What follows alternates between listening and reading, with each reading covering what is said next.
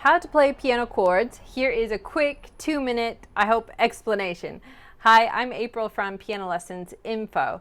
So this is the basic rundown of how to play chords. First, you read a chord. For example, C. The C stands for the notes C, E, G. So on the piano, you can play C in your left hand and C, E, G in your right hand. Then add the pedal. Okay? So you can play a chord solid or you can play it broken. That means one note at a time.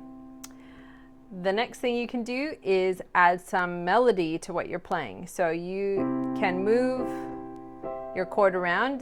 The whole point is you have to play the notes C, E, and G somewhere. Okay, so if we have a melody, we can add it to the top.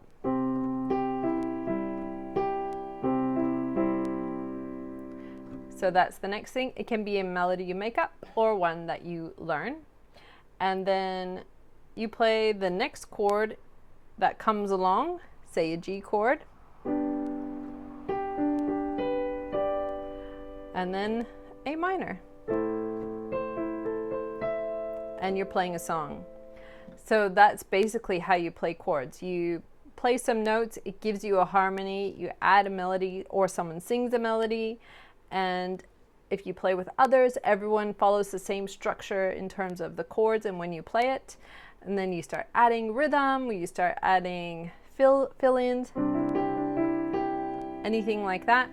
And that's basically how it works. And I got it in 2 minutes, so that's great. Okay, so if you want some more information on chords, you can go download the free Ultimate Chord Cheat Sheet, which gives you a big list of all sorts of chords and the names, the letter names of the chords, and that'll be linked below. Okay, see you later. Bye.